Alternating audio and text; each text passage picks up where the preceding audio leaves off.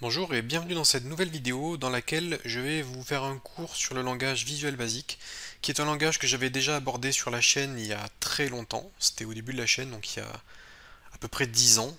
La première vidéo date d'il y a 10 ans. C'était une série qui avait assez bien marché, mais bon, là, en 10 ans, il y a beaucoup de choses qui ont changé. Du coup, ce que je vous propose, c'est une petite mise à jour, donc 2021, 10 ans plus tard, sur le langage Visual Basic. Je vais vous montrer les bases de ce langage de programmation, qui est vraiment idéal pour débuter ou pour créer des petits programmes.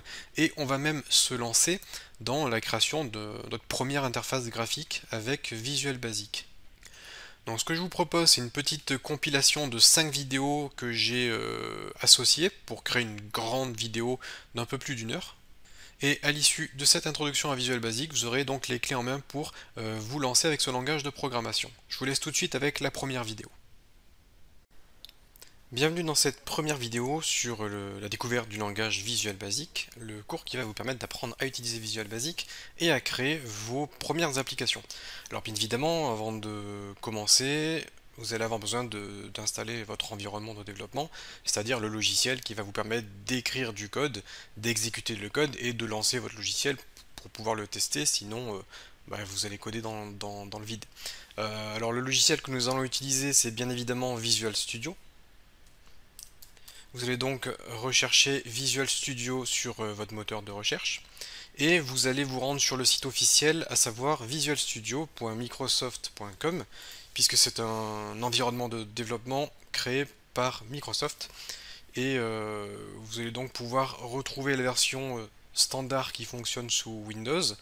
Vous avez également Visual Studio pour Mac si jamais vous êtes sous ce système. Et donc dans mon cas, je suis sous Windows, je vais cliquer sur télécharger Visual Studio et je vais sélectionner la version Community 2019 qui est la version gratuite. Donc on va prendre la Community, on clique ici et le téléchargement se lance, c'est quasiment instantané puisque l'installeur ne pèse quasiment rien. En revanche, Visual Studio, c'est un logiciel qui est assez lourd, qui prend plusieurs gigas en fonction de ce que vous allez installer au niveau des composants. Alors, une fois que le téléchargement est terminé, vous avez Visual Studio Installer. Cet installeur, vous allez le conserver sur votre ordinateur, même après l'installation de Visual Studio. C'est important, puisque l'installeur va vous permettre d'installer des modules complémentaires si jamais vous avez oublié d'installer des modules. Alors je vais lancer l'installeur, mais je ne vais pas faire l'installation complète puisque moi Visual Studio est déjà sur mon ordinateur. Donc là vous allez devoir l'exécuter en mode administrateur. On clique sur continuer.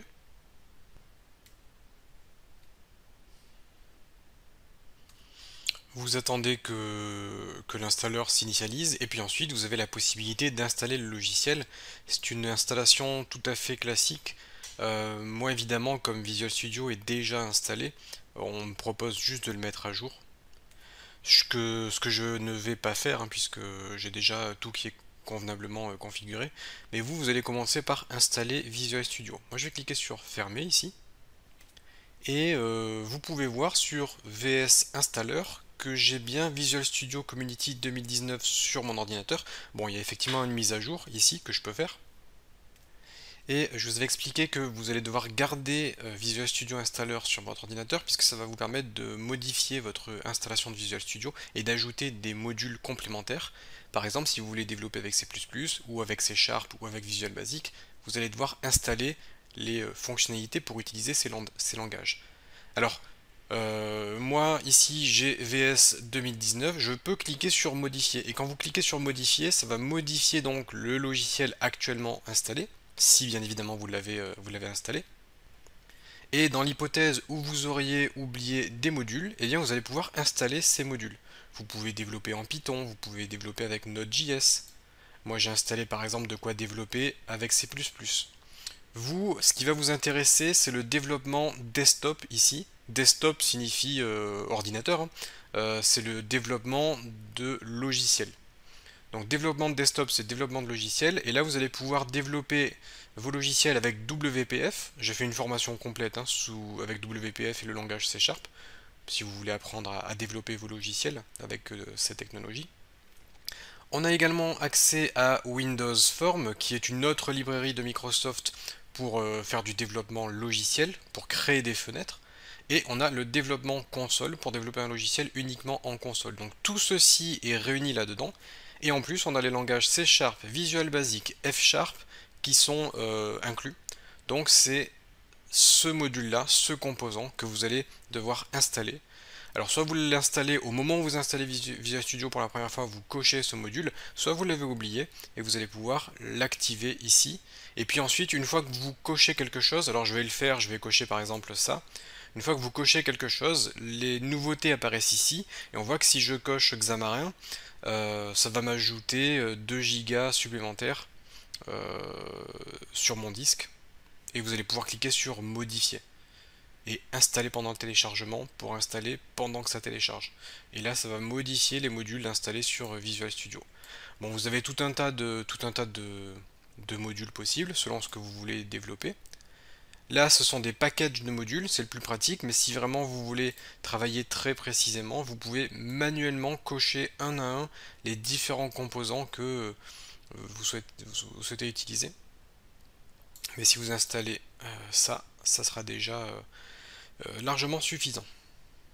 Alors je vais vous montrer ce que ça a installé. Quand moi je l'ai installé, développement.NET Desktop, ça m'a ajouté tout ceci, tous ces composants facultatifs. Je vous laisse mettre pause à la vidéo si jamais vous voulez avoir exactement le même environnement que moi, mais ça ne sera pas forcément nécessaire dans le cadre de ce cours. Dans le cadre de ce cours, je vous dis, vous installez simplement ça et c'est bon, vous êtes tranquille.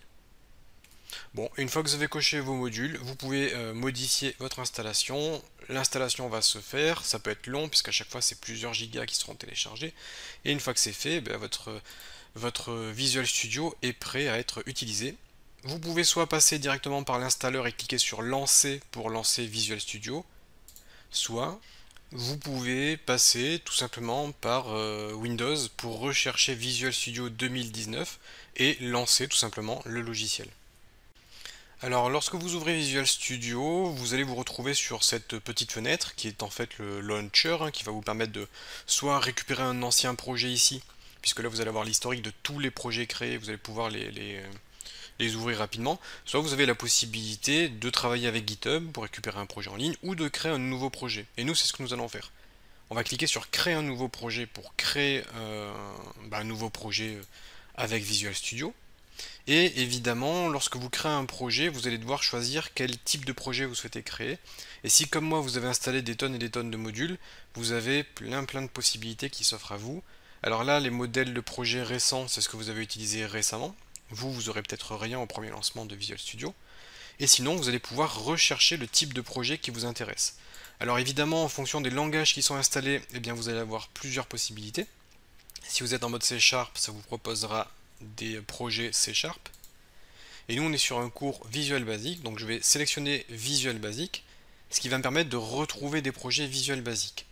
Alors on a plusieurs types de projets, les quelques-uns qui pourraient vous intéresser, c'est application console, pour travailler en console, c'est parfait pour débuter.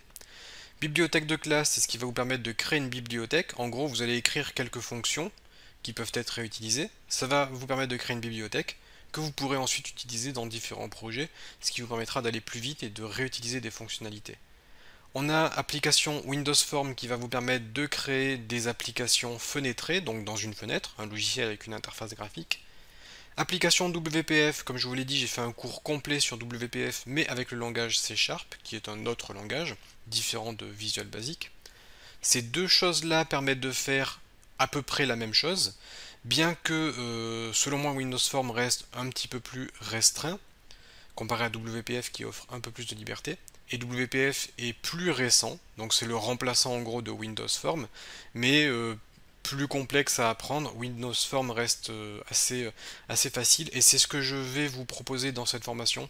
On va utiliser Windows Form pour développer des logiciels assez simples. Ça vous permettra d'avoir un premier aperçu du développement logiciel. Et le reste, après, c'est des projets assez spécifiques que vous n'aurez peut-être pas forcément besoin. Enfin, en tout cas, sachez qu'il existe des tonnes de types de projets différents. Et ensuite, vous pouvez rechercher. Par exemple, si je recherche console, ici, je valide. Et là, Visual Studio me met en surveillance ce qui correspond le mieux à ma recherche. Donc, on va sélectionner application console. Pour information, j'ai souvent la question sur mon autre cours, justement sur le C#. Des personnes me demandent est-ce que c'est grave si j'utilise .NET ici? La réponse est non, c'est pas grave. Vous pouvez utiliser cette version-là. En fait, ça dépend de si vous avez si vous avez .NET Core installé ou pas sur votre ordinateur. .NET Core étant une version plus portable de .NET Framework qui permet notamment de pouvoir développer des choses pour macOS. Mais dans le cadre de ce cours, ça n'a pas d'importance. Vous pouvez prendre une application console ou une application console .NET Framework, c'est la même chose. Il n'y aura pas de différence au niveau du code. Bon, moi je vais prendre une des deux, je clique sur suivant, là ça va me permettre de pouvoir donner un nom à mon projet. Je vais l'appeler tuto VB pour tuto visuel basique, tiré-bas console app 1, et ça sera le nom de mon projet. Ici ensuite vous allez pouvoir choisir l'emplacement où vous souhaitez enregistrer le projet. Je vais par exemple créer un dossier tuto VB ici et enregistrer mon projet là-dedans. Donc mon projet se retrouvera ici. Et le reste, vous pouvez laisser par défaut. On clique sur suivant. Vous attendez ensuite que le logiciel se lance. Là, on va vous demander de choisir le framework cible. Donc si vous avez installé .NET Core, vous allez utiliser .NET Core. J'utilise la version 3.1 qui est une version LTS, donc mise à jour sur du long terme. Et comme je vous l'ai dit, si vous avez .NET Framework, c'est pareil. On clique sur Créer. Et là, le projet va se générer, puis il va s'ouvrir. Alors une fois que la solution est prête, ça s'affiche. Vous atterrissez sur le programme de base qui s'appelle programme.vb. Ici, vous pouvez le voir, qui est vraiment le code de base automatiquement généré lorsque vous créez votre projet. Donc ici, il s'agit de votre explorateur de solutions. Vous pouvez voir tout ce qui se trouve dans votre solution. Et votre solution contient votre projet ainsi que tous les différents réglages et toutes les différentes lignes de code de votre projet. Donc ici, vous allez retrouver l'ensemble de ce qui fait votre projet. Sur la fenêtre centrale principale, vous avez évidemment votre code. D'ailleurs, je vais zoomer un peu comme ça sera plus pratique pour vous de bien voir. Donc là, vous allez écrire votre code. En dessous, vous avez notamment la fenêtre de sortie. Alors je dis notamment parce que vous pouvez ancrer un petit peu ce que vous voulez ici, mais vous avez la fenêtre de sortie qui correspond à la console. Quand vous allez lancer votre projet, si votre projet fait des choses qui doivent apparaître dans la console, ça apparaîtra ici. Par exemple, là, notre projet fait un console.writeLine. Donc console, c'est notre console. WriteLine, c'est écrire une ligne. Et qu'est-ce qu'on écrit? On écrit bonjour le monde. Donc là on a un programme qui demande à écrire bonjour le monde dans la console. Évidemment ça va s'afficher dans votre console. La console permet également d'afficher les erreurs. Si vous faites des erreurs dans votre code et que le programme ne fonctionne pas, par exemple j'oublie le E à console, si je lance le projet avec la fenêtre, la flèche qui permet de lancer le projet ici, ça va tenter de générer la solution, je vais avoir une erreur, donc là on me dit que des erreurs sont produites, je ne peux pas exécuter le projet, et vous avez les erreurs ici qui apparaissent et avec un message plus ou moins parlant en fonction de si c'est une erreur reconnue par le système. Donc là on me dit que console n'est pas déclaré, c'est quelque chose qui n'existe pas. Si je remplace par console le avec un E et que je lance le projet avec la petite flèche verte ici, raccourci clavier F5 sinon pour lancer le projet. Donc là je lance le projet, la génération du projet se fait, c'est-à-dire ça va générer l'exécutable, ça va transformer le code en exécutable qui va pouvoir se lancer. Et là on voit que ça m'ouvre une console, donc ça n'apparaît pas en dessous là, mais ça apparaît ici. J'ai un Hello World qui apparaît dans ma fenêtre, ma console Windows en fait. Et ensuite c'est la fin du programme, puisqu'on n'a rien mis de particulier dans le programme. Et si on regarde le code, on a bien la fonction main ici. La fonction main, c'est la fonction principale d'un programme. Main signifie principal. Donc c'est la fonction principale du programme. C'est la première fonction qui s'exécute lorsque vous lancez un programme. Et dans cette fonction main, on n'a rien à part le message qui apparaît dans la console. Alors une fonction s'écrit comme ceci, sub, ensuite le nom de la fonction. Ici on aurait pu mettre ce qu'on veut, hein, par exemple Toto. On peut écrire ce qu'on veut au niveau du nom de la fonction. Main étant quand même un mot réservé du langage. Et une fonction se termine par end sub. End signifie fin et sub c'est notre fonction. Donc tout ce qui se trouve entre sub et end sub, c'est le contenu de votre fonction. On a des parenthèses ici au niveau de notre fonction. Quand on a des fonctions, on peut mettre des parenthèses, et ce qui se trouve entre parenthèses, ça s'appelle des arguments.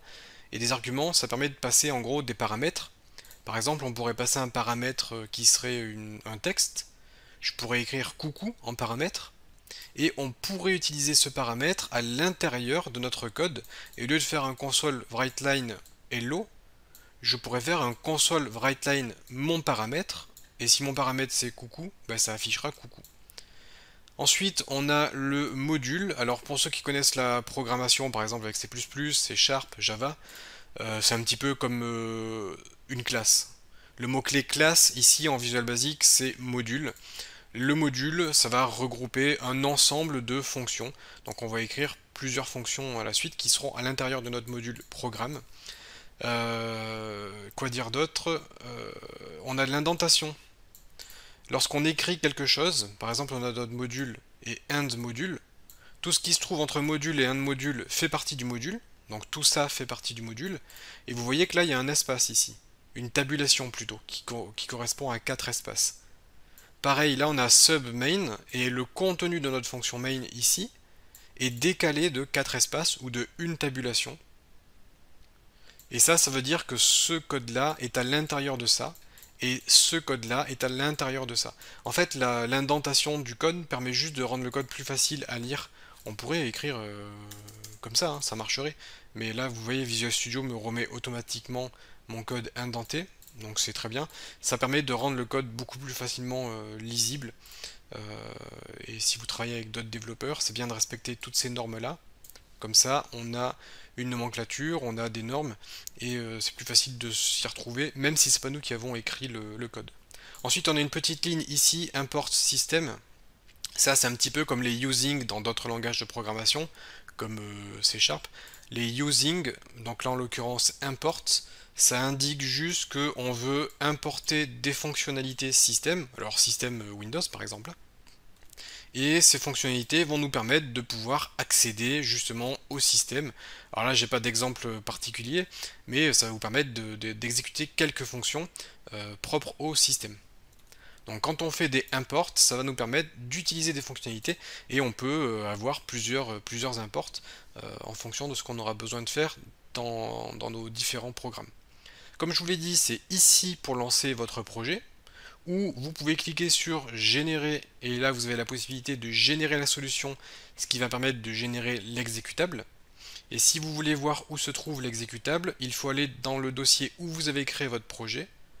Par exemple, je peux faire clic droit ici sur mon bout de code, je vais faire ouvrir le dossier contenant, là ça va m'ouvrir mon explorateur Windows. On retrouve donc bien notre projet, avec tout ce qui constitue notre projet. Et si je vais dans le dossier bin, les binaires, debug, parce que là je suis en mode debug, .NET Core App, parce que j'ai pris une application .NET Core 3.1, là je retrouve bien l'exécutable tuto VB console app 1.exe, ça c'est notre projet. Et si je double-clique dessus, vous voyez qu'il y a une console qui apparaît et qui disparaît instantanément. Ça c'est parce qu'on a créé un programme console qui affiche quelque chose dans la console, mais automatiquement la console se ferme puisqu'on n'indique rien d'autre dans notre programme. Alors si dans le logiciel Visual Studio ça fonctionne, c'est parce que Visual Studio met automatiquement en pause la console et ça attend que vous utilisiez par exemple la touche entrée pour quitter la console. Ça vous permet, vous développeurs, de voir ce qui s'est exécuté. Donc voilà ce que j'avais à dire à peu près au niveau de l'introduction sur la mise en place de notre environnement de développement et ce que contient le code de base que vous pouvez retrouver lorsque vous créez un projet Visual Basic. Donc vous savez comment tester votre programme et vous savez retrouver l'exécutable qui est généré, ce qui va vous permettre donc de pouvoir commencer votre apprentissage de Visual Basic. Pour cela, on va se retrouver dès la prochaine vidéo et on écrira quelques lignes de code. Alors, dans la vidéo précédente, on a vu comment installer notre environnement de développement. Nous avons créé notre premier projet et je vous ai expliqué un petit peu le code de base. Si on lance le projet, on a Hello World qui apparaît dans notre fenêtre. Dans notre console, pardon. Donc Hello World étant le message que nous avons ici. Bien évidemment, si je remplace par Toto et que je lance le projet, on va voir Toto qui apparaît dans la console. Alors console.writeLine permet d'écrire une ligne. Si vous copiez ça et que vous le collez plusieurs fois,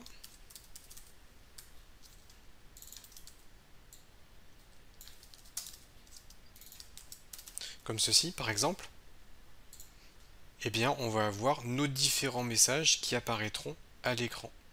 Bonjour Toto et Titi.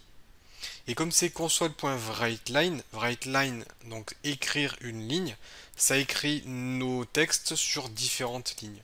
Si vous utilisez console.write tout court, ça va écrire sans gérer de retour à la ligne. Console.write, ça va juste écrire dans la console là où on se trouve dans la console. Donc je vais lancer le projet pour vous montrer. Et là j'ai bonjour Toto et. Donc vous voyez que là tout est collé, il n'y a même pas d'espace. Et en revanche Titi est bien à la ligne.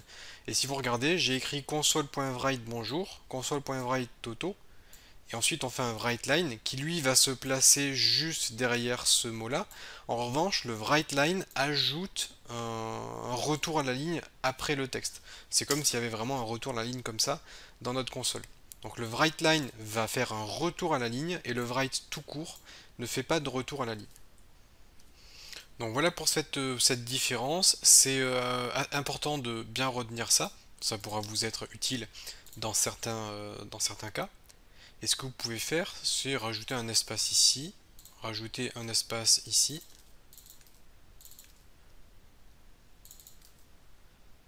ici, et là du coup, on devrait avoir une phrase correcte sur une seule ligne, avec des espaces entre les différents mots.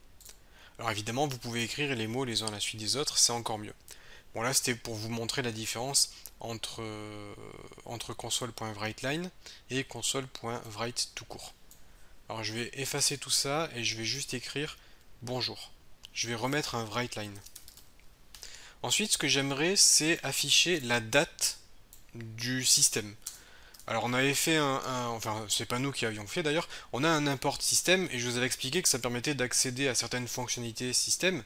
Je n'avais pas d'exemple dans la vidéo précédente, mais là je vais vous montrer un exemple qui consiste à par exemple tout simplement récupérer l'heure du système, la date et l'heure du système. Donc on voudrait afficher bonjour, nous sommes le et il est, tac tac tac, vous affichez la date et l'heure. Alors comment faire ça? Déjà, il faut savoir que en Visual Basic, pour stocker des informations, on va utiliser ce qui s'appelle des variables. Une variable, c'est une sorte de conteneur qui va permettre de stocker quelque chose. Bon, ce que je vais faire pour essayer d'illustrer un minimum, c'est d'ouvrir Paint et je vais vous montrer grosso modo ce qu'est une variable. Imaginez qu'une variable, c'est un conteneur ou un tiroir. Imaginez juste que c'est une sorte de petit bloc comme ça, et que ce bloc soit un emplacement dans la mémoire de l'ordinateur, donc stocké dans la mémoire de l'ordinateur, et dans ce bloc vous allez pouvoir stocker des valeurs. Par exemple, si vous voulez stocker votre âge, vous allez stocker un numéro. Si vous voulez stocker la première lettre de votre prénom, vous allez stocker juste une lettre, qui est un caractère. En programmation, ça s'appelle un caractère. 30, c'est un nombre entier. Si vous écrivez 5 points, alors c'est une notation anglaise, donc c'est pas des virgules, c'est des points.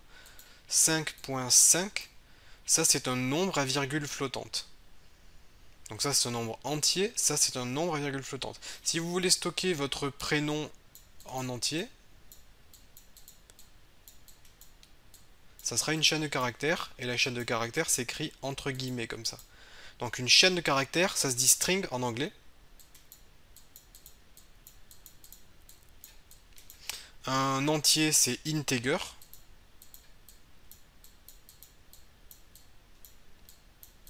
Ça, c'est un char, C-H-A-R, et ça, c'est un float. Donc ça, on y reviendra, mais c'est différents types de variables. Il existe tout un tas de variables possibles. Il en existe vraiment beaucoup. Je vous présenterai ça dans une prochaine vidéo. Mais sachez que une variable va vous permettre de stocker une information dans la mémoire de l'ordinateur, de façon à pouvoir y accéder plus tard. Une variable peut être modifiée, stockée, effacée, appelée. Et donc vous allez pouvoir stocker tout ça dans des variables. Comment écrire une variable en Visual Basic? C'est facile, c'est dim. Dim, c'est le mot-clé pour créer une variable. Donc ici, on va dire que nous créons une variable. Une variable, ça a un nom. Donc vous pouvez donner vraiment le nom que vous voulez. Par exemple, ceci est ma variable. C'est tout à fait possible d'utiliser ça comme nom. Et vous allez écrire as. Donc as signifie en tant que. En tant que quoi? Par exemple, integer. Donc là, j'ai créé une variable qui s'appelle comme ceci, as integer.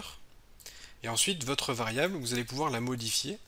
Ceci ma variable est égal à 10. Et je peux dire ceci ma variable est égal à 30. Et là, du coup, j'ai attribué la valeur 10 à ma variable. Et en dessous, j'ai attribué la valeur 30 à ma variable. Donc j'ai modifié ma variable. Si je veux, j'aurais pu faire, par exemple, ma variable est égale à 15 plus 15. C'est tout à fait possible.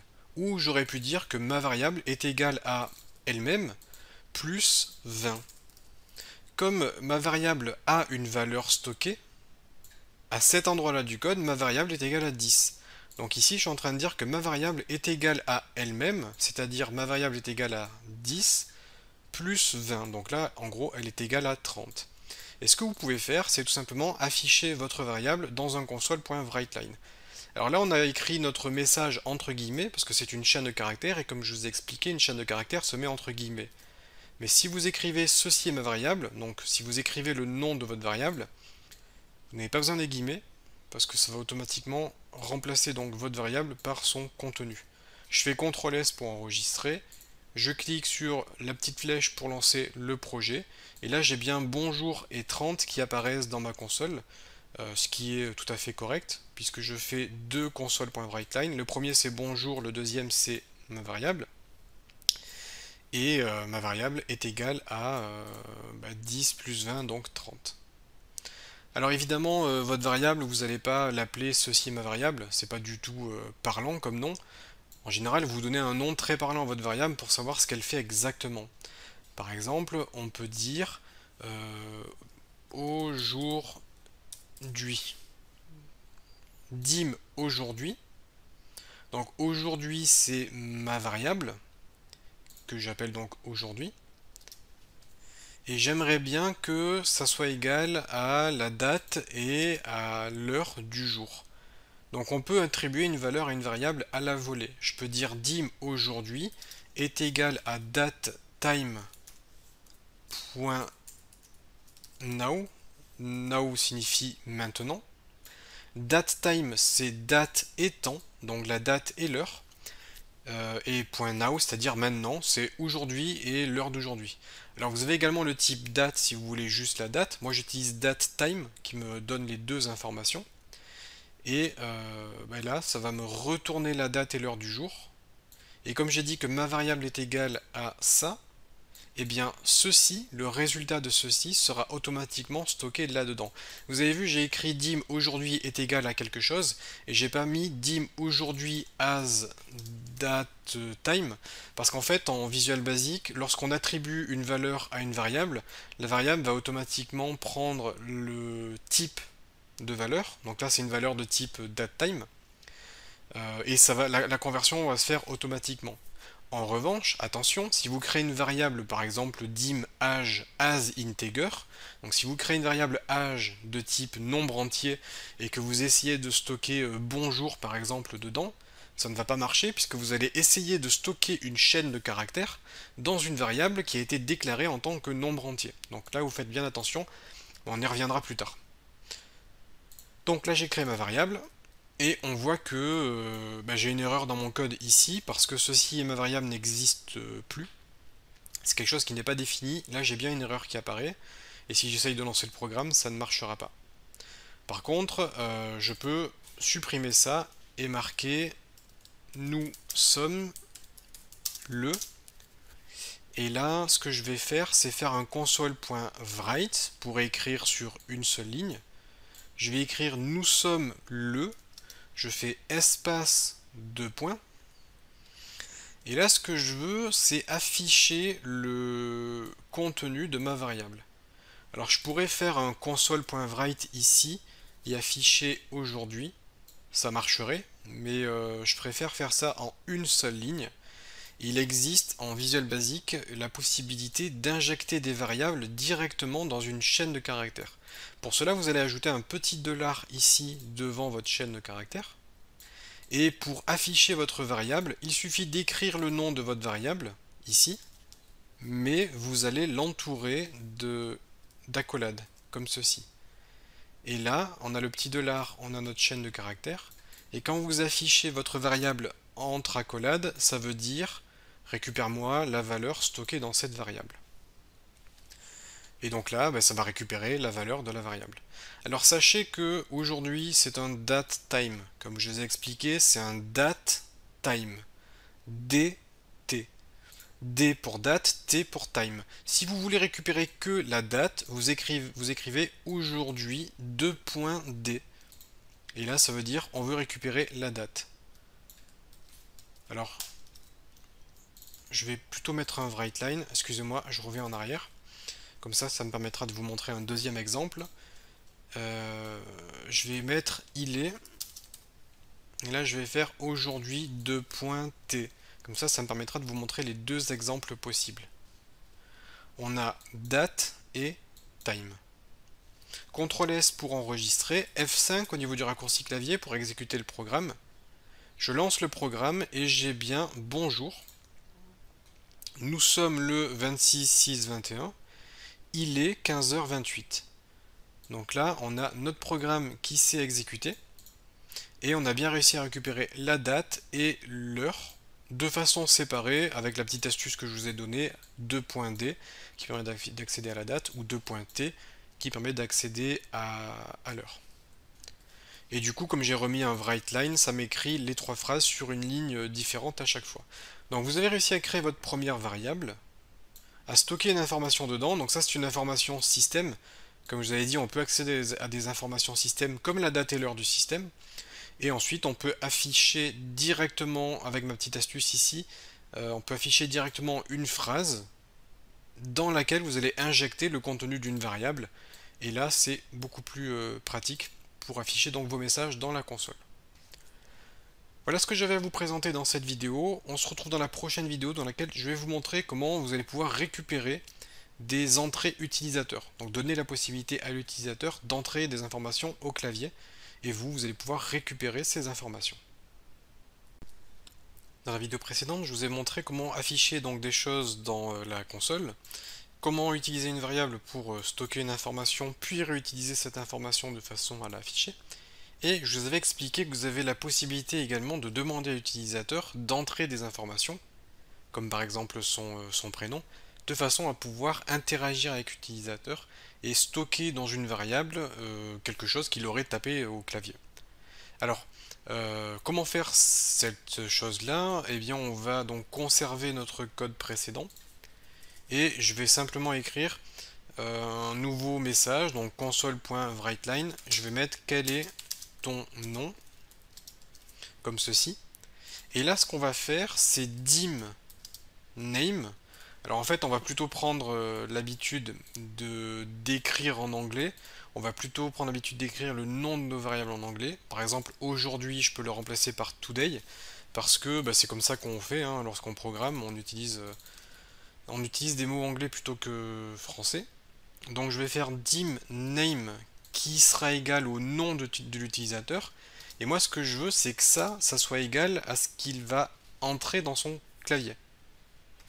Alors comment faire ça? On va écrire console.readline, tout simplement. Alors console.readline, ça permet de lire une ligne, et comme writeLine, ça a besoin de parenthèses puisque c'est une fonction, sauf que là c'est une fonction sans paramètres.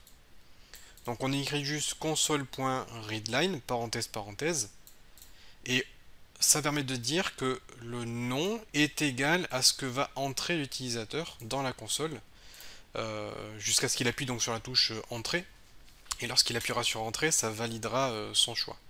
Donc là, ça va prendre la valeur de ce que va entrer l'utilisateur au clavier. Du coup, on peut faire ça. Je vais faire CTRL-C, CTRL-V, donc console.writeLine. Et là, je peux écrire bonjour, accolade, accolade, name, pour afficher le nom de l'utilisateur. Et on n'oublie pas le petit dollar ici devant, ce qui fait que ça va nous permettre d'afficher le nom de l'utilisateur, donc le nom qu'il aura saisi. Je lance le projet.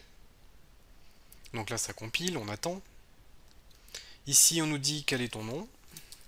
On peut écrire notre nom. Je fais entrée et là, j'ai bien bonjour Anthony qui apparaît. Donc là, on a réussi à afficher la variable et on a stocké cette valeur dans une variable. Donc là, on la conserve en mémoire et on peut utiliser euh, ben, plus tard dans notre programme si on le souhaite. Je vous avais également expliqué que si vous lancez directement le programme, donc là le programme je l'ai ici, si vous lancez directement l'exécutable, on va avoir un petit souci. Donc là ça fonctionne, hein. J'ai bien les messages qui apparaissent. Mais si je marque quelque chose ici et que je fais entrer, automatiquement la fenêtre disparaît. Parce que, comme je vous ai expliqué, Visual Studio met automatiquement en pause la fenêtre, mais notre programme, lui, ne se met pas en pause. La version compilée, qui est la version finale, elle ne se met pas en pause. Donc ce que vous pouvez faire pour mettre en pause le programme et voir que tout a bien fonctionné jusqu'au bout, c'est un console.readKey. readKey, et là vous mettez le paramètre à true.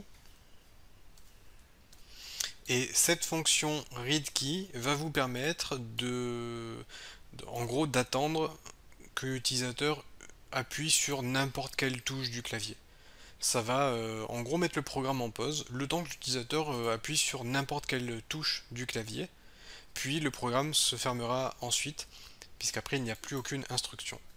Donc on peut générer la solution, je clique sur générer, générer la solution, ou CTRL-MAJ-B, c'est le raccourci clavier.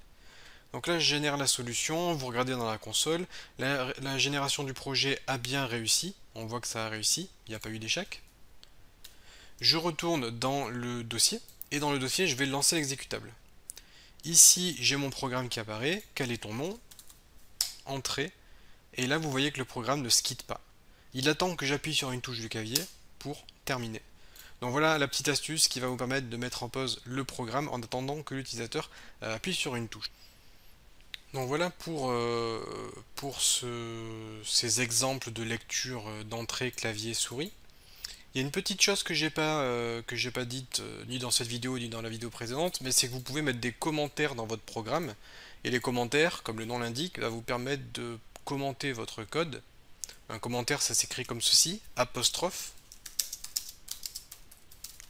Vous pouvez écrire ce que vous voulez.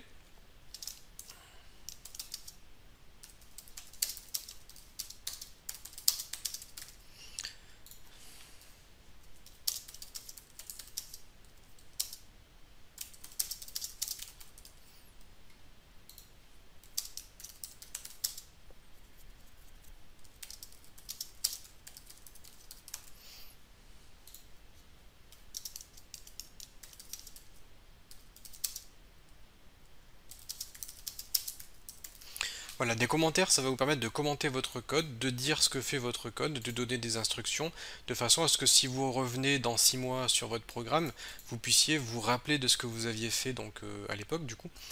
Ça va vraiment vous permettre de commenter tout le code et également penser à votre équipe. Si vous bossez avec d'autres développeurs, ça va vous permettre de donner des instructions sur ce que fait chaque ligne de code, chaque fonction, chaque fichier. Vous allez vraiment pouvoir mettre des commentaires, ce qui va faciliter la lecture du code, la reprise du code, la compréhension. Les commentaires sont totalement ignorés par le compilateur, c'est-à-dire que Visual Studio, lui, s'en fiche. L'exécutable également, il s'en fiche des commentaires. C'est uniquement pour vous, pour les êtres humains, de façon à mieux reprendre un programme. Comme je vous ai dit, hein, si vous revenez dans 6 mois, vous allez avoir tout oublié. Grâce aux commentaires, vous pouvez vous en rappeler et vous replonger plus facilement, plus rapidement dans votre programme. Donc les commentaires s'écrivent uniquement avec une petite apostrophe, puis vous écrivez votre texte. Et là, ça sera ignoré par le compilateur, mais ça sera utile pour vous, développeurs, ou pour les autres personnes de votre équipe. Alors ce que je vous propose maintenant, c'est un petit exercice, je vais vous laisser le faire de votre côté, L'idée, ça va être de demander à l'utilisateur de saisir un nombre, puis un autre nombre. Enfin, vous allez faire une addition de ces nombres et afficher ce résultat à l'écran. Donc je vais écrire l'énoncé ici. Demander à l'utilisateur d'entrer un nombre, puis un autre nombre, faire l'addition des deux nombres, et enfin afficher le résultat. Voilà ce que vous devez faire, voilà l'énoncé de votre exercice. Mettez la vidéo en pause, faites-le de votre côté, et ensuite je vous donne la solution instantanément. Donc voilà, faites-le de votre côté, et une fois que c'est fait, vous regardez la suite de la vidéo. Donc si vous regardez, c'est que vous avez fait cet exercice. Alors comment faire pour demander d'entrer un nombre donc à l'utilisateur? On va faire ça, on va faire console.writeLine. Je vais dire entrer un nombre, comme ceci. Ensuite, je vais créer une variable nb1 qui sera console.readline. Je copie ça, CTRL-C, CTRL-V, entrer un autre nombre. Donc là, je crée une variable nb2 qui est égale à readline. Faire l'addition, alors je vais faire dim, je vais l'appeler res pour résultat. Résultat est égal à nb1 plus nb2. Donc là, ça me permet de faire l'addition des deux nombres et de stocker ça dans une variable. Et ensuite, je vais simplement dire console.writeLine, le résultat, et espace de points, accolade, res, et on n'oublie pas le petit dollar ici, comme cela. Et là, normalement, notre code devrait fonctionner. Je lance le projet. Donc, on met le nom. Entrer un nombre, je vais faire des nombres simples, je vais faire 20. Entrer un autre nombre, je vais faire 30. Le résultat est 20, 30. Et là, on remarque qu'il y a un gros souci au niveau du résultat affiché. Donc, est-ce que vous avez trouvé pourquoi ça fait ça? Est-ce que vous avez trouvé pourquoi ça affiche ceci? Je vous laisse 2 secondes et ensuite je vous donne la solution. Évidemment, en fait, là, c'est pas un chiffre. Ici, c'est une chaîne de caractères. Lorsqu'on fait un console.readline, si vous mettez la souris dessus la fonction, au survol, vous avez l'aide qui apparaît et on nous dit que ça récupère as string, donc en tant que chaîne de caractères. Ça récupère en tant que chaîne de caractères. Donc en fait, nombre 1, nombre 2, c'est des chaînes de caractères. Et forcément, deux chaînes de caractères collées, donc concaténées, ça fait une chaîne de caractères plus grande. Et c'est pas du tout ce qu'on attendait. Donc ce que vous pouvez faire, c'est dim nb1 as integer, nb2 et res. Et là, on indique que le type de nos variables est integer. Integer étant le type entier. On indique que le type, ça doit être un type integer, ce qui fait que notre variable ne pourra stocker que des nombres. Donc là, je supprime le mot-clé dim ici, ici et ici, puisque mes variables existent déjà, je les ai déjà déclarées au-dessus. Donc je ne vais pas réécrire dim, puisque donc les variables existent déjà, je veux juste accéder à la variable pour pouvoir modifier le nom, le contenu. Et du coup, ici, ma variable sera un integer et le nombre récupéré au clavier sera stocké comme un integer. Je relance le projet. On va refaire l'expérience.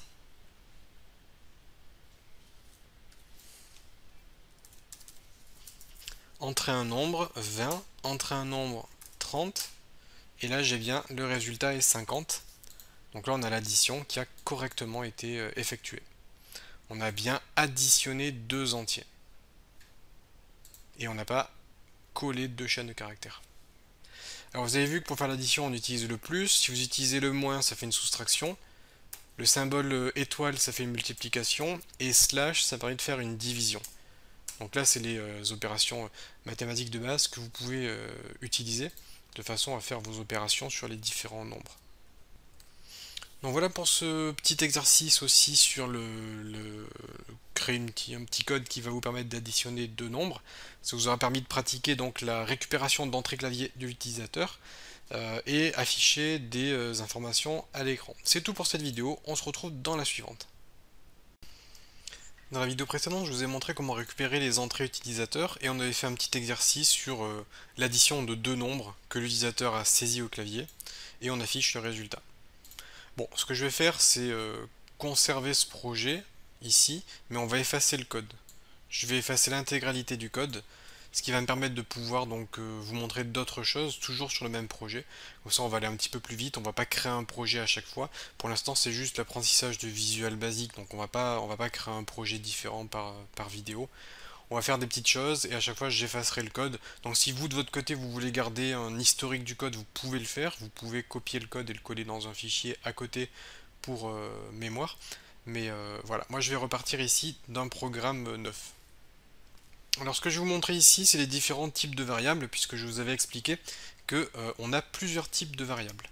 Alors pour créer une variable, c'est dim, et je vais par exemple créer une variable que je vais appeler un texte. Et là je vais dire as string. Donc là, on a créé une variable de type chaîne de caractères.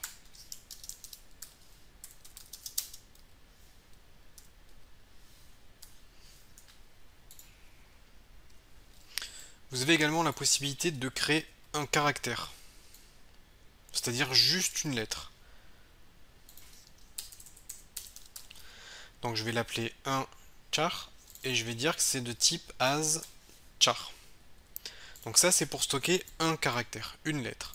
C'est pas la même chose qu'une chaîne de caractères qui est un mot ou une phrase par exemple. Vous avez la possibilité de stocker un booléen.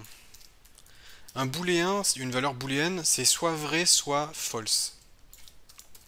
Donc soit vrai, soit false, c'est une variable donc dim un bool as boolean. Et soit vrai, soit faux, ça s'écrit soit true, soit false.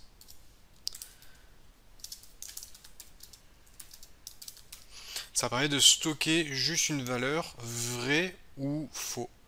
Vrai ou faux, alors par exemple on pourrait imaginer is premium. Donc est-ce que l'utilisateur est premium, vrai ou faux? Is admin, est-ce que c'est l'administrateur, vrai ou faux? Voilà, enfin ça permet de stocker juste une information, est-ce qu'elle est vraie, est-ce qu'elle est fausse? C'est très utilisé, très utile en programmation. Alors on va avoir aussi le type integer.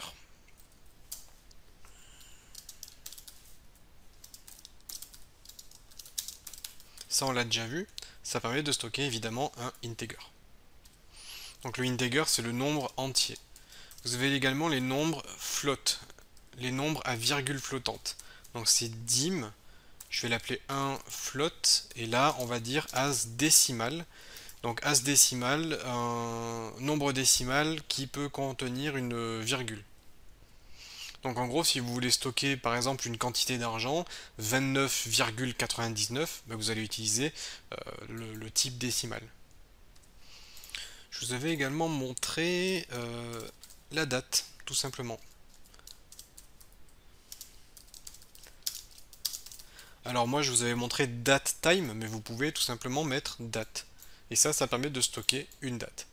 Donc voilà des types de variables très courants. C'est vraiment des types courants que vous retrouverez souvent.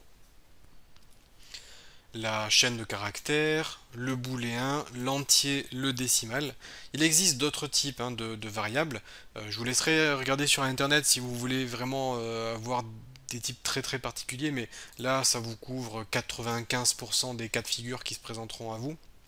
Mais il existe certains types. Alors sachez que la quantité de mémoire d'un ordinateur est limitée. Du coup, pour optimiser tout ça, une variable, par exemple une variable de type int, va vous permettre de stocker des chiffres dans la mémoire, mais de façon limitée. Là, vous êtes limité à peu près 2 milliards. Vous ne pouvez pas stocker un chiffre supérieur à 2 milliards. Donc voilà, ça, plus précisément, vous pouvez stocker un chiffre qui va de moins 2 447 483 648 jusqu'à 2 447 483 647. Donc un integer va vous permettre de stocker ça. Un nombre compris entre ça et ça. Donc ça, comme je vous ai expliqué, c'est par souci d'économie de mémoire. La mémoire n'est pas infinie, donc on estime que ça suffit. Après, si vous voulez stocker un nombre plus grand, pour une raison ou une autre, vous avez besoin de stocker un nombre plus grand, vous pouvez utiliser un uint. U signifie unsigned, non signé. Non signé, ça veut dire positif.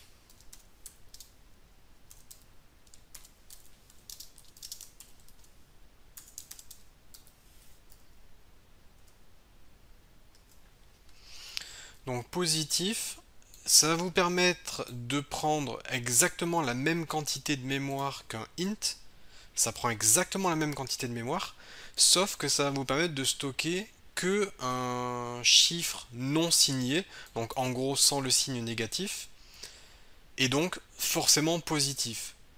Si vous pouvez stocker un chiffre positif qui prend autant de place que ça, ça veut dire que vous allez pouvoir stocker un chiffre qui va de 0 à 4 milliards 294 millions 967 295. Donc ça c'est si vous avez besoin de stocker un chiffre plus gros et que vous savez que votre chiffre sera positif, vous pouvez utiliser un uint.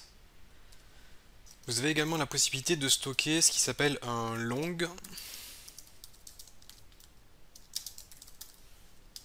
qui va vous permettre de stocker des chiffres allant de ça à ça.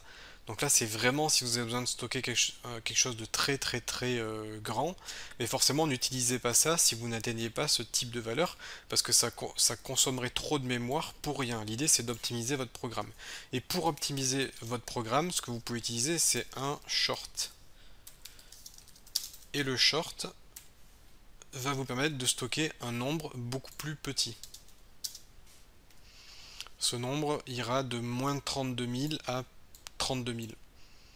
Et vous avez la possibilité d'utiliser un short non signé, donc ça ira à peu près à 64 000 et quelques, 64 536 je crois. Et ça permet d'économiser un peu de mémoire également, si vous n'avez pas besoin d'avoir des nombres aussi grands que ça. Mais bon, je vous avais dit que les principaux types, ça sera chaîne de caractères, booléen, retenez le integer, voilà, celui-là vous pouvez l'utiliser.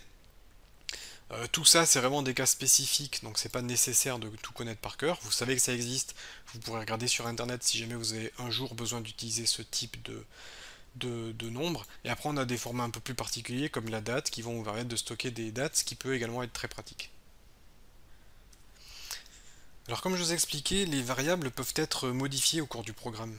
Par exemple, je prends le int ici, je peux dire que mon int est égal à 10, puis je peux dire que mon int est égal à 100, et puis je peux dire que mon int est égal à 50 moins 25. On peut modifier la valeur au cours du temps. C'est le principe d'une variable. Le mot variable signifie bien ce qu'il signifie, c'est que c'est une valeur qui est variable, donc qui va varier au cours du temps. Pour créer une variable, donc, on utilise le mot-clé dim, mais vous avez également le mot-clé const. Const qui signifie constante. Ça s'utilise exactement de la même façon qu'une variable classique. On peut dire qu'une constante est un integer. Et là, on va lui donner une valeur à notre constante. On va dire qu'elle est égale, par exemple, à 10. Donc c'est important de lui donner une valeur à l'initialisation. Et comme le nom l'indique, une constante est constante, c'est-à-dire que la valeur ne pourra pas changer. Donc les constantes, ce sont des types de variables spécifiques, particulières, qui ne varient pas. Elles sont constantes.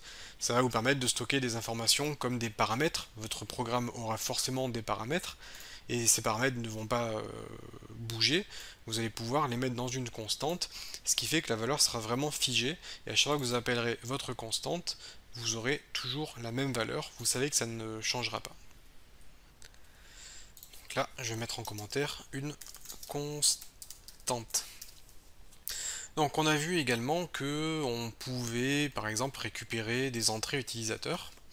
Si je fais dim un nombre est égal à console.log readLine. Je vous avais expliqué que ça permet donc de lire des informations clavier. Dim un nombre, donc c'est pour créer ma variable, mais moi si je veux récupérer un entier, je fais dim un nombre as integer. Donc là, ça me permet de créer un nombre entier. Du coup, j'ai plus qu'à appeler ma variable un nombre et dire qu'un nombre est égal à console.readline. Maintenant, imaginons que l'utilisateur souhaite entrer, que l'utilisateur entre un nombre à virgule, bah, ça risque de poser problème. Bon, là en l'occurrence, Visual Basic est normalement suffisamment intelligent pour faire la conversion, mais sachez que vous avez la possibilité de convertir un nombre en entier. Pour cela, vous utilisez cint. C pour cast. En programmation, on dit cast. Cast, ça permet de convertir quelque chose dans un type particulier. En faisant un cint de ça va vous permettre de caster, donc de convertir ce que l'utilisateur entrera en int. Donc ça veut dire que cint de 50.98, ça sera égal à 50. Donc le cint va convertir le nombre à virgule en nombre entier.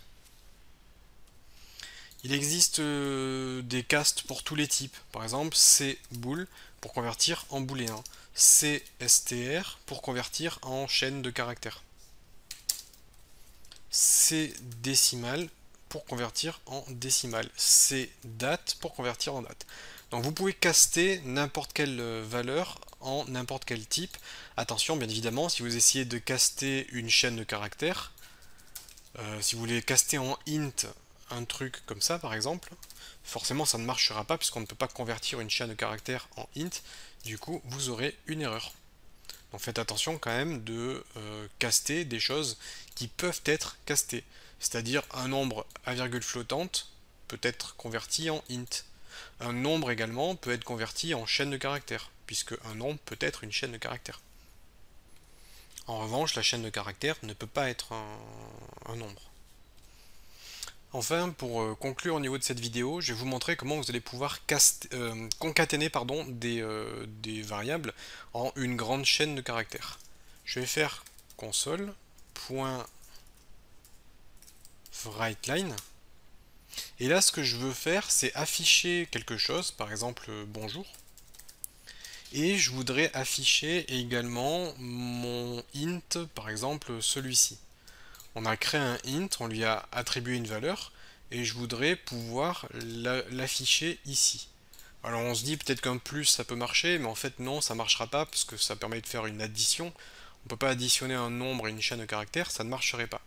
Je vous avais montré la petite astuce avec le $ ici, mais en fait il existe une autre astuce qui consiste à écrire votre chaîne de caractères, et si à la suite vous voulez mettre votre nombre, il suffit d'utiliser le symbole et ce symbole et permet de faire une concaténation, c'est-à-dire ça va coller ces deux parties-là, ça va les coller pour ne générer qu'une seule et unique phrase. Donc là on devrait avoir bonjour et le nombre qui apparaissent dans notre console. On teste, je lance le programme, on va regarder ce qui se passe à l'écran.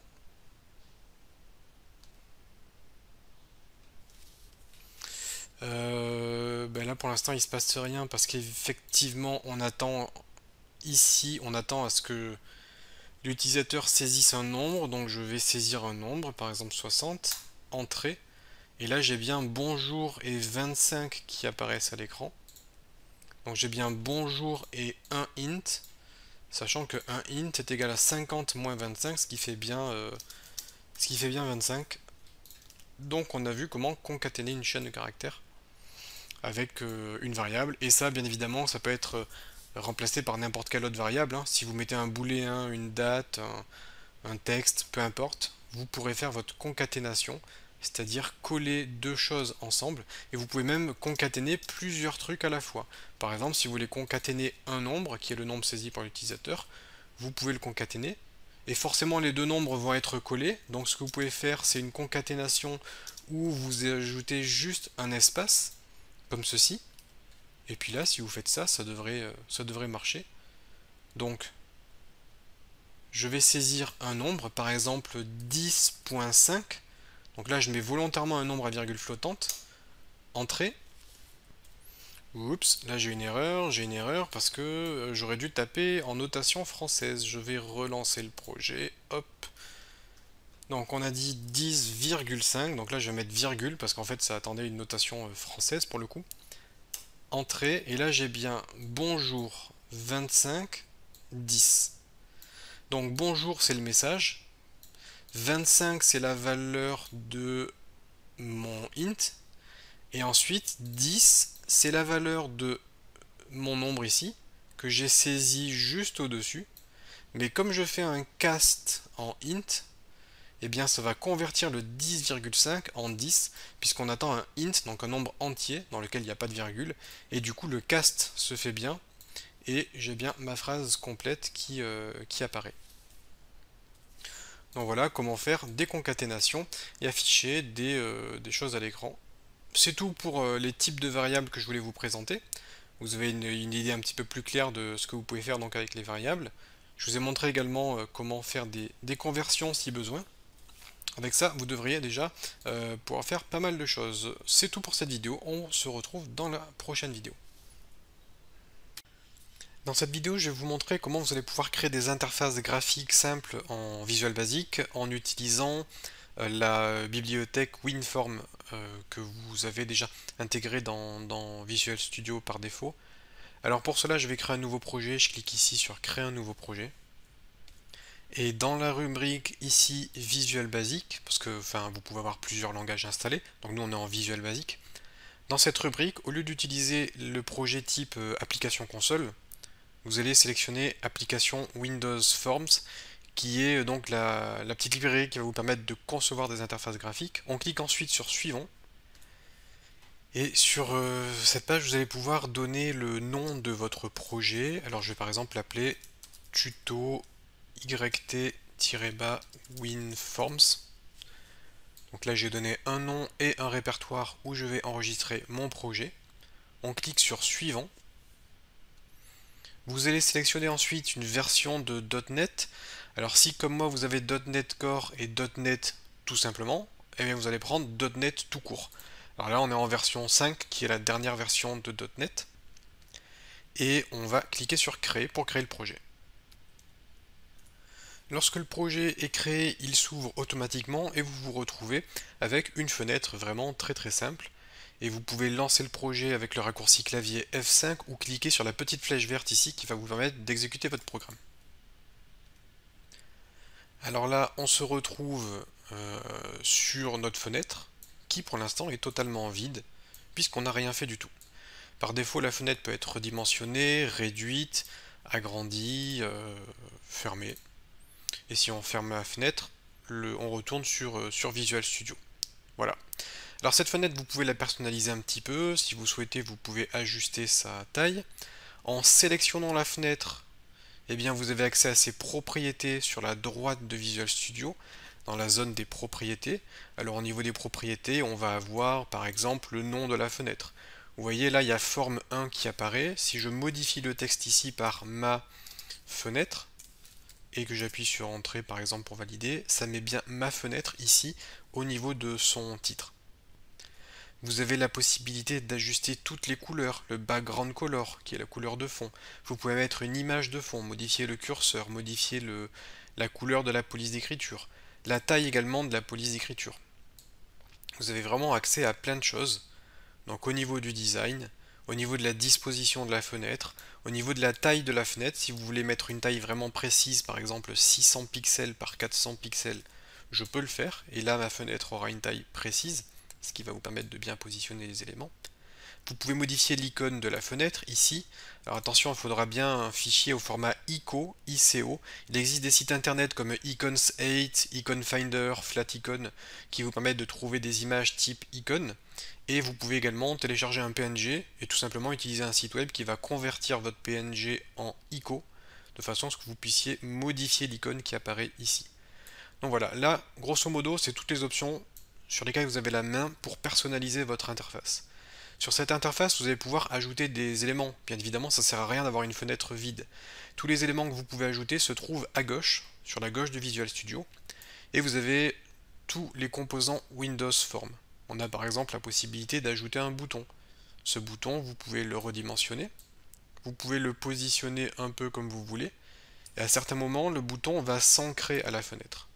Si je prends un autre bouton, ou sinon si je le duplique tout simplement en maintenant la touche CTRL, vous pouvez voir que les boutons se positionnent convenablement en gardant le même espace à chaque fois. En fait, Visual Studio va automatiquement positionner les éléments et les aligner si jamais vous les rapprochez les uns des autres. Alors comme pour la fenêtre, si vous cliquez sur le bouton, vous avez accès à ses propriétés. Vous avez accès aux propriétés de l'objet qui est sélectionné. Alors par exemple, si je veux changer le background color du bouton et le mettre en bleu, eh bien je peux le faire. Je le sélectionne et j'accède à son background color. Je vous ai dit que vous pouviez modifier la police d'écriture, ça peut se faire par ici.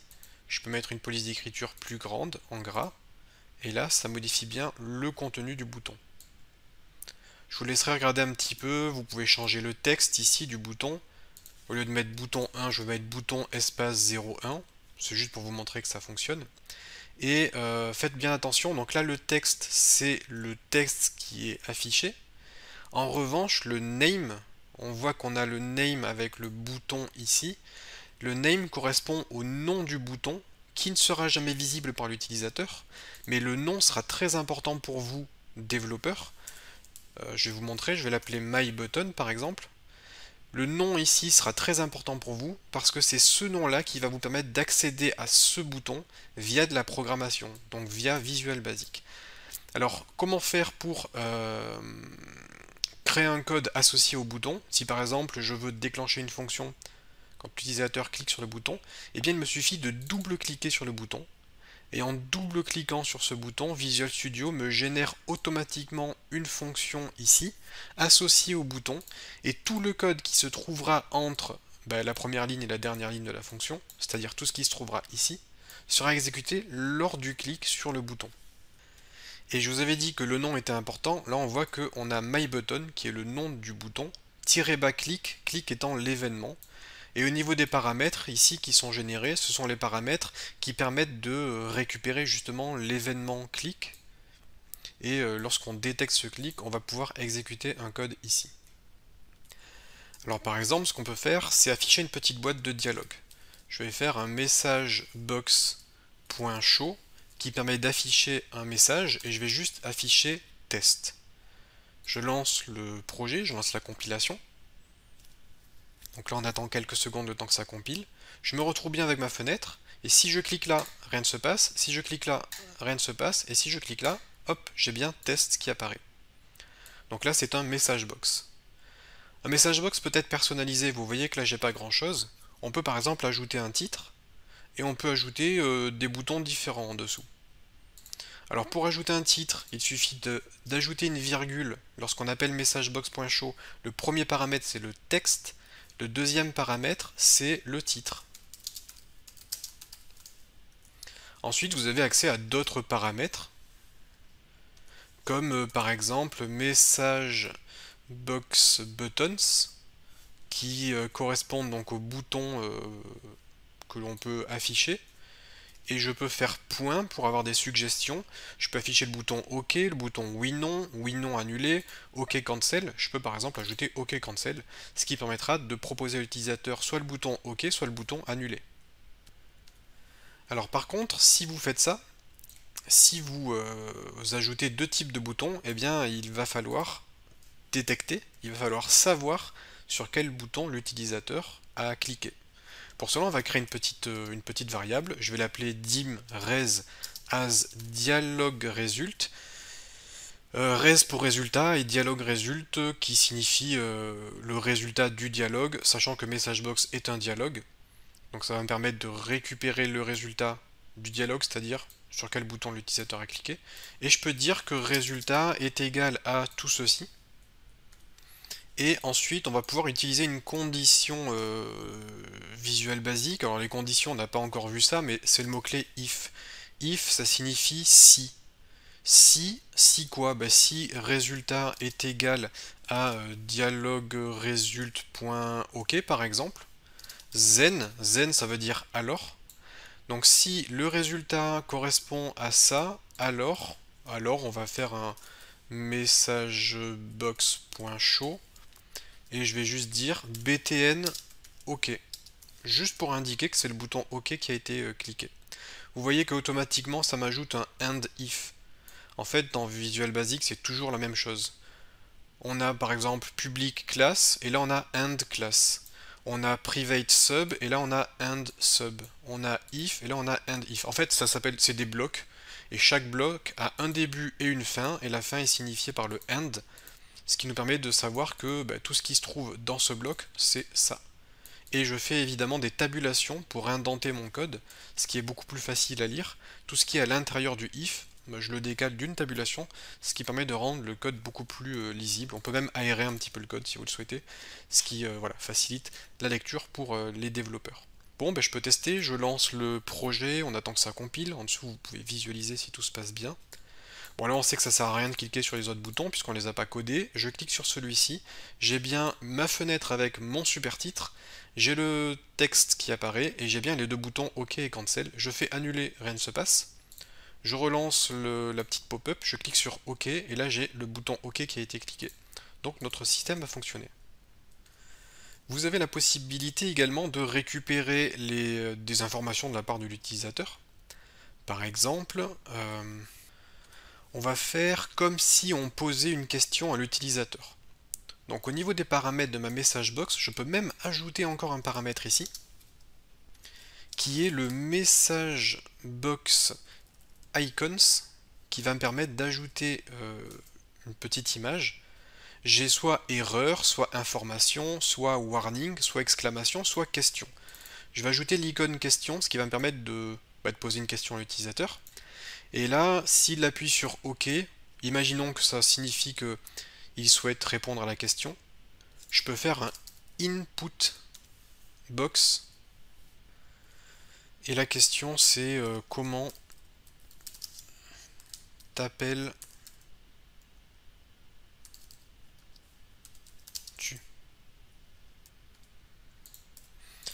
Voilà, on va dire que la question c'est comment t'appelles-tu? Ça c'est la question que je vais poser à l'utilisateur. Et le input box, c'est comme un message box, ça va afficher un message à l'écran, sauf que c'est un input. Input, ça veut dire entrer. Entrer quoi? Ça veut dire que l'utilisateur va pouvoir entrer quelque chose au clavier, et puis ça sera récupéré dans le input box, avec le input box. Alors je peux créer une variable dim rep pour réponse as string par exemple est égal à inputbox blablabla. Parce qu'en effet, la inputbox va retourner une valeur. C'est pour ça que je peux dire qu'une variable est égale à inputbox, parce que le inputbox retourne une valeur de type string, donc chaîne de caractères. Et cette valeur, ça sera la valeur entrée par l'utilisateur, que je vais pouvoir stocker dans une variable. Comme pour le message box, vous pouvez ajouter des paramètres ici. Par exemple, un titre. Je vais juste mettre question au niveau du titre. Et ensuite, je vais faire un message box .show et je vais mettre ton nom et là je vais faire une petite concaténation rep, ce qui va me permettre d'afficher le nom de l'utilisateur, en tout cas le nom qu'il aura saisi. Je clique sur la compilation ou F5 au niveau du raccourci clavier. Donc là on a notre programme, je lance ce bouton là qui permet d'afficher la question. Vous voyez qu'on a bien l'icône point d'interrogation qui apparaît. Si je clique sur annuler, rien ne se passe. Et en revanche, si je clique sur OK, j'ai bien un input box qui apparaît. Question, comment t'appelles-tu? Je peux mettre Anthony, je fais OK, et là j'ai bien ton nom est Anthony. Donc on a réussi à récupérer une chaîne de caractères saisie par l'utilisateur. Alors vous avez la possibilité de modifier votre interface du logiciel. Pour cela, je vais retourner sur le design. Vous avez soit le design, soit le code. Et vous pouvez passer de l'un à l'autre via les onglets de Visual Studio. Alors là, je vous ai montré le composant bouton, mais vous avez d'autres composants, vous avez des images, des panels, plein de choses, des cases à cocher, des progress bars, bref, plein de choses. Et on a du text box. Le text box va nous permettre d'afficher une petite boîte de texte. Cette boîte de texte, je vais la laisser telle quelle. En revanche, je vais vous montrer qu'elle a un nom. Le nom, c'est textbox1, que vous pouvez évidemment modifier, hein, ça, il n'y a pas de problème. Mais pour l'instant, je ne vais pas le modifier. Je vais copier le nom, et je vais double-cliquer sur le bouton 1 ici. ce qui va me permettre de générer le code associé au clic sur le bouton 1. Et là, je vais faire un messagebox.show que vous commencez à connaître. Et là-dedans, au niveau du message que je vais afficher textbox1. Et là, vous voyez, Visual Studio me suggère tout ce que j'ai accès au niveau du textbox. Je vais faire .text, ce qui va me permettre d'afficher le texte qui se trouvera dans le textbox 1. Je lance le projet. On attend que ça compile. Je clique sur le bouton 1, là j'ai un message box vide. Je mets test là-dedans, je clique, et là j'ai test qui apparaît. Si je fais test 2, j'ai bien test 2 qui apparaît.